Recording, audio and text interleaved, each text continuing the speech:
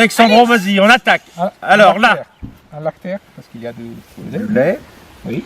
Et puis, celui-là, c'est Piparitus. Oh, Piparitus. Voilà. Le lactaire poivré. Est-ce qu'il se mange? Il est comestible, mais il est poivré. Poivré. Il est un peu pimenté. Et c'est un champignon qui se vend dans les pays de l'Est. Chez nous, pas trop. Ensuite, nous avons celui-ci. Ah, c'est Calocera viscosa. Voilà, Calogera viscosa. Dis-le en italien un peu. En latin. Je sais pas. Bon, Calocera viscosa. voilà. Et c'est comme ça. Non, non, c'est décoratif. C'est pas un chou-fleur. Non, non, ça fait pas partie des glavères. Ensuite, nous avons un champignon très particulier qui a un goût sucré au goûter. Calavagna delphus. Truncatus. Oui, truncatus. Tronqué. Parce qu'il existe le glavère pointu et il existe le glavère aplani, ce qu'on appelle tronqué. Celui-ci, c'est en latin truncatus. Ça se mange. Ça se mange, mais c'est sucré. Ça, c'est très difficile. Ça, par contre. Ça, on verra ça à Grenoble. Par contre, celui-là, je le connais par cœur. Oui, c'est un chrysocibe du... Voilà. Qui est dans les Geopetra. Geopetra est très grand, parce qu'il y a Gigantea et il y a le clitocybe normal. Ce qu'on appelle Gigantea, c'est celui qui est très haut et qui est grand, donc il l'appelle Gigantea. Et la particularité, c'est qu'il a une senteur d'iris. Iris. On ne peut pas trop se tromper, parce que le clitocybe a une odeur très particulière et il y a toujours un creux et ils se craquellent entre eux. Hein, on a un autre clitocybe qui est ici, donc c'est creux, hein, donc on ne peut pas trop se tromper. Là, nous avons dans la famille des russules, très difficile à déterminer. Donc aujourd'hui, on va dire que c'est une russule. Oui. Donc en latin, Russula. Mais nous allons voir Grenoble pour qu'ils puissent nous déterminer un peu plus profondément. Donc eux, ils ont des outils, ils ont des microscopes. Et ce qu'il faut savoir, c'est que la Société mycologique de Grenoble a la qualité d'être une détermination approfondie. Et quand il y a des problèmes de santé dans certains hôpitaux où on reçoit des gens qui sont intoxiqués avec les champignons, Grenoble est en avant-première dans la région. Nous, on ne peut pas trop se le permettre parce que nous avons que Alexandro et moi-même qui sommes des déterminateurs, mais bon, on va dire sur les déterminations de grande toxicité, c'est-à-dire les amanites, on les connaît par cœur, on connaît par cœur aussi les champignons toxiques, mais on peut très bien avoir un champignon que nous, on ne peut pas trop déterminer sur des vomissements parce que nous, on n'est pas outillés, mais ces gens-là sont outillés avec des microscopes approfondis, donc ce qui fait que dans les vomissements des gens, ils arrivent à trouver quels champignons qu'ils mangent. Donc c'est pour ça que la Société mycologique est une référence de la région. Oui, mais il faut nous préciser comestible ou pas à chaque fois. Voilà, alors là c'est comestible ici, le lactaire aussi, celui aussi. Pour l'instant, il n'y a que Galorgia viscosa qui n'est pas comestible parce qu'il est gluant et immangeable. Donc celui-là est pas comestible, il est très connu des enfants. Hein, c'est l'aménite mouche. Il est beau. C'est un champignon qui est très beau, mais qui malheureusement est toxique, mais pas mortel. Et pourquoi tu mouches? Alors pourquoi tu mouches? Alors là, je ne sais pas trop exactement, mais je crois qu'il y a une histoire que les mouches se posent et que... Bon, Oui, au Moyen-Âge, je disais oui, que ça pouvait servir pour les mouches. Donc ils mettaient les champignons avec du lait, du pain. Et les mouches allaient les bouffer. Et ils s'endormaient, parce que normalement c'est un champignon qui est endormissant. C'est-à-dire que quand vous prenez ceci, vous avez tendance à prendre des éléphants pour des papillons. Et si je dors comme moi, je dors pas bien la nuit, je peux en... Donc d'ailleurs, dans un film très connu qui s'appelle L'Ours, je ne sais pas si vous avez vu L'Ours, c'est un film qui a été mis. On voit un ours qui mange des ammonites et on sent l'ourson qui hop, il voit des papillons parce qu'il ne sait pas ce que c'est quoi l'ours. Hein. L'ourson. Bon, alors là, on attaque une famille que vous connaissez tous. La girole. Hein, mais la girole est un nom vernaculaire qui normalement doit porter le mot chanterelle, c'est-à-dire Cantarellus, Sibarius. Sibarius. Donc là, nous avons un des meilleurs, qui a une odeur d'abricot et qui a un goût d'abricot. Enfin, moi, Bravo, j'ai jamais bravo. senti la Merci. Sans À l'abricot, force de sans le... ramasser, il faut ramasser au moins une vingtaine à la fois. Après, tu sens. Bon, mais moi, ça m'a. Il faut un panier pour... Alors, comme ça t'arrive pas souvent, t'as qu'à manger une confiture d'abricot. C'est ce que je fais. Hein. Ta moule. On peut dire menteur, ça existe. Donc là, on a une baie, puisque nous sommes quand même une société mycologique, mais aussi botanique. Et là, on a une baie, à l'automne, on a souvent le fruit.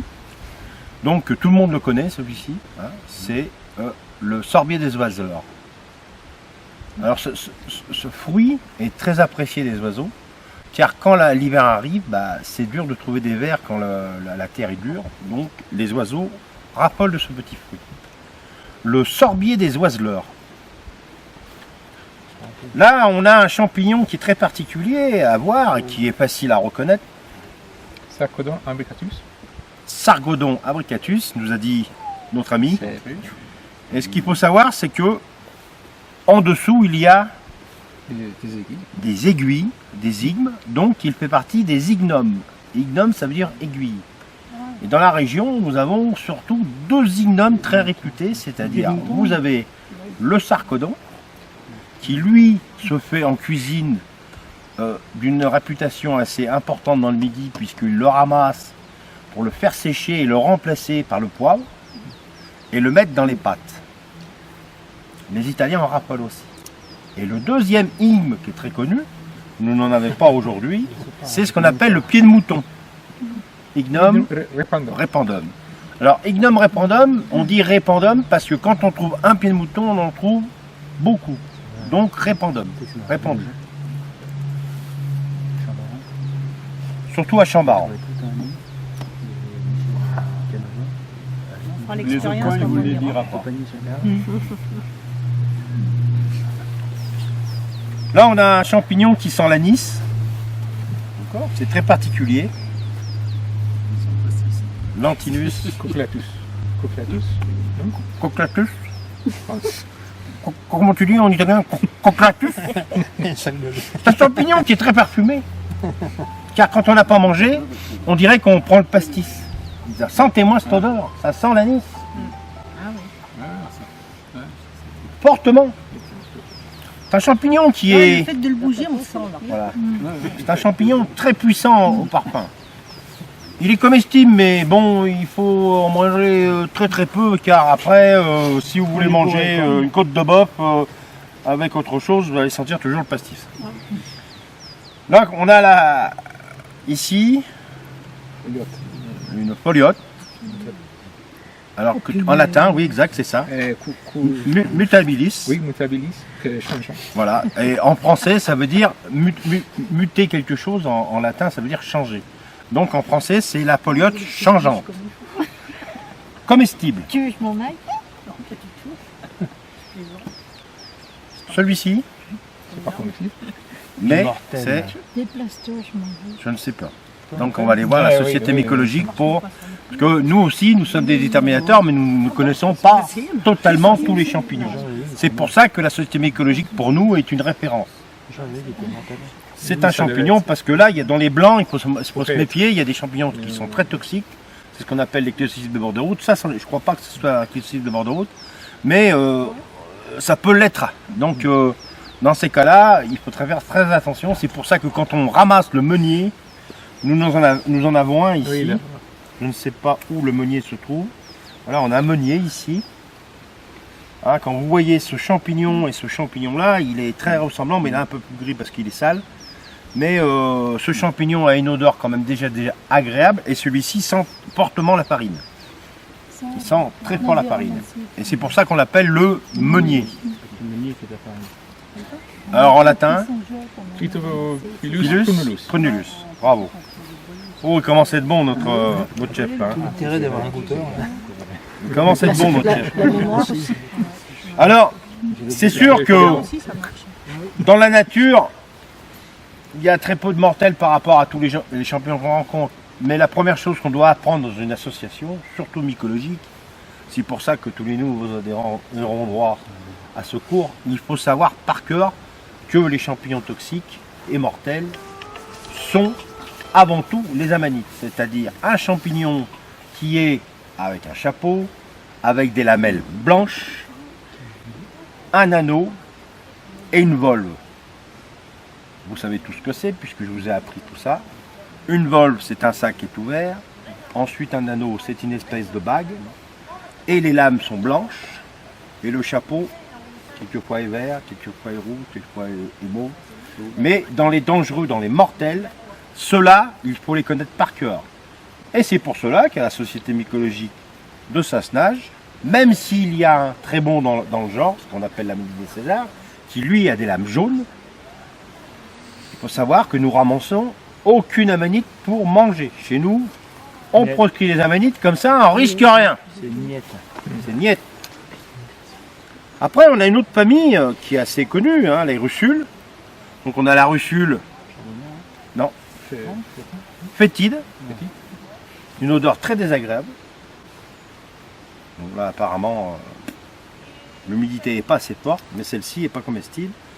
Et nous avons des russules, plus ou moins, on va dire, comestibles, certaines très bonnes. Hein. On a la verdoyante qui est excellente. Celle-ci, ce serait plutôt dans les, on va dire, les russules charbonnières, mais bon, ce n'est pas une, ça. Hein. Mais on est dans la catégorie. C'est simple, dans les russules, il existe 2-3 russules qu'il ne faut pas manger. L'émétique, hein, qui est rouge, puissant, qui pousse dans les marais, et quelques autres. Mais en général, les russules, pour éviter l'incident, pas diplomatique, mais gustatif, eh bien, il suffit de le casser, puisque toutes les russules ont un cassement de craie. Vous la goûtez, si elle est amère, vous l'achetez, si elle est douce, vous la gardez. Dans les russules, voilà comment on fait. On pratique. Bon, grosso modo, on a déterminé à peu près tout. Si je peux me permettre, il y a des champignons au fruit là-bas. Voilà, si je peux me permettre. Ben, on ira voir. Donc, ça me fait plaisir d'avoir fait une petite détermination avec vous. Puisqu'aujourd'hui, nous allons quand même proposer ce joli panier à la Société mycologique de Grenoble, qui, elle, fait une exposition aujourd'hui à la mairie de Grenoble et qui est réputée puisque les meilleurs déterminateurs et les grands spécialistes de tous les champignons de la région sont pratiquement à Grenoble et aussi dans la société, on appelle ça Société mycologique du Dauphiné Savoie. C'est-à-dire que c'est un regroupement d'associations mycologiques qui se rassemblent une fois par an et qui permettent de mélanger leurs connaissances et améliorer la détermination pour lutter contre les toxicités que représentent les champignons mortels et toxiques. Voilà, la détermination est finie. Je remercie notre ami Alexandre. Ça se passe où, la mairie de Grenoble? La mairie de Grenoble. Oui.